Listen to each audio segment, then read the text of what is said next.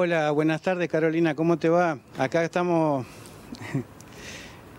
otra vez continuando con esta historia linda de San Pedro cuando llegó a la ciudad de Paraná. Si me puede contar un poquito cómo era el trabajo en el puerto de Bajada Grande, que fue uno de los temas que quedó un poco presente, tenemos algunas imágenes para acompañarlo. ¿Qué tipo de buques llegaban allí al puerto? Porque uno generalmente cuando habla de la ciudad de Paraná, habla del puerto y piensa en lo que acontece allí en inmediaciones de Salamayo, prefectura, pero por ahí pensar en el puerto de Bajada Grande y todo el trabajo, me imagino que habla de nuestros ancestros también, ¿no? De todo lo que se desarrolló en ese lugar.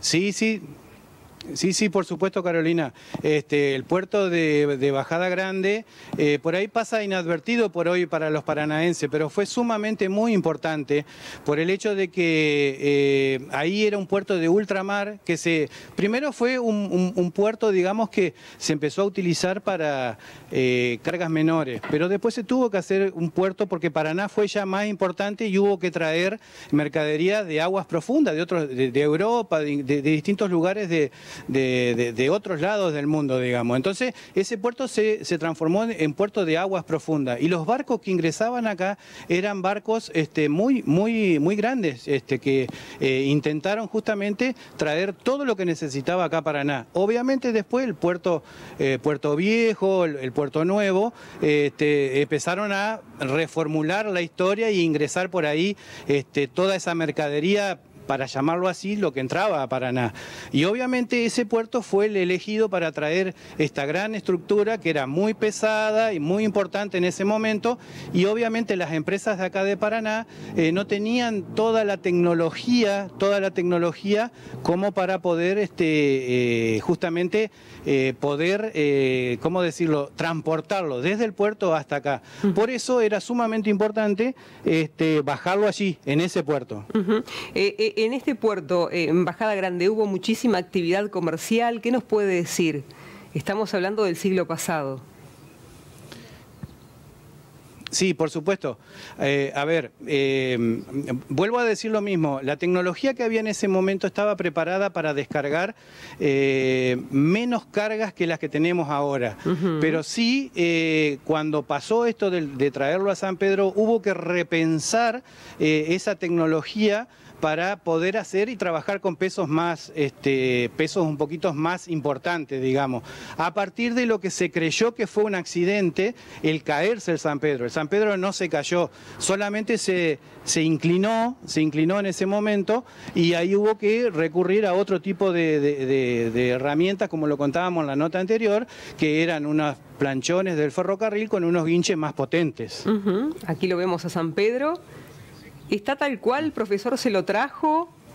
¿O alguna parte de la estatua debió ser retocada? ¿Qué nos puede decir?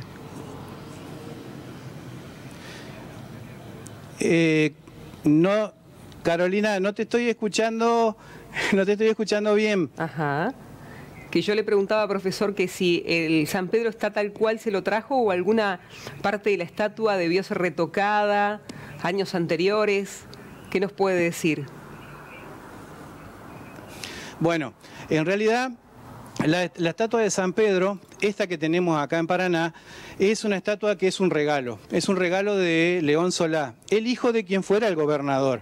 Entonces, a partir de eso y otros acontecimientos que fueron pasando, se pensó que esta estatua tenía un compañero que venía, un compañero de viaje, que era el San Pablo. En realidad, el San Pablo y el San Pedro no existen como en este tamaño de este tipo de estatuas. ¿Por qué no existen?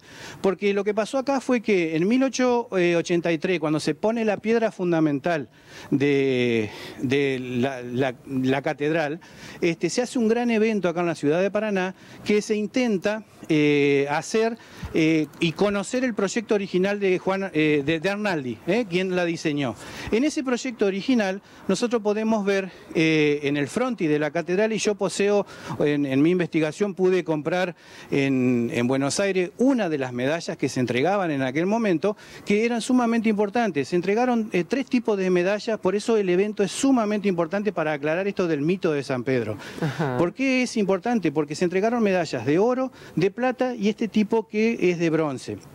En esta medalla se ve la fachada original, la que diseñó Arnaldi, donde se puede ver en el frontis las dos estatuas, la de San Pedro y San Pablo, pero apóstol, y son mucho más chicas, y todavía en la catedral están la parte donde iban a estar apoyadas esas estatuas.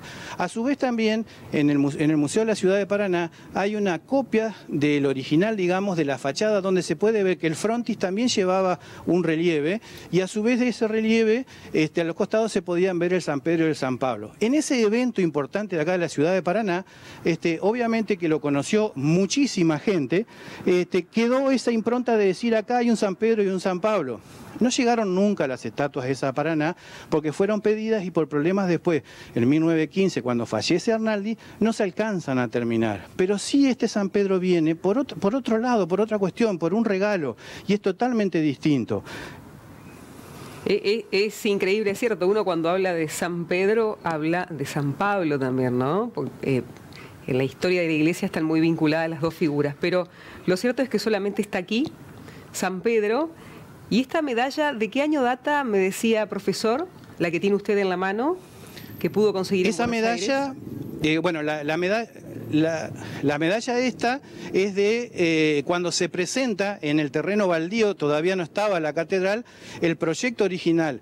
Se llamaron a muchas personas porque era muy importante la ciudad de Paraná en ese momento, en 1883, a mostrar justamente lo que era el proyecto de la catedral que iba a haber acá en la ciudad de Paraná. Entonces el evento ese fue sumamente importante y lo conoció todo el mundo y se dio a conocer en muchos lugares porque ya Arnaldi era un arquitecto muy importante.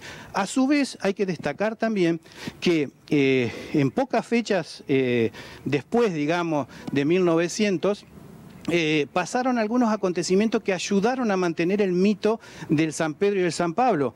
Hubo un viaje desde España, un barco, el Príncipe de Asturias se llamaba, que tuvo un accidente en las costas de Brasil, donde traía un monumento muy importante, el monumento de los españoles, que era un monumento todo tallado también de mármol de Carrara. Entonces cuando se pierde eso y en el barco mueren tantas personas, 456 personas fallecen allí, inclusive en el mismo lugar iba un periodista, era muy importante, esa información llega también a Paraná y 10 años de diferencia desde la inauguración y la catedral y San Pedro hacen que la información no llegue como hoy que nosotros tenemos internet, computadoras y diarios.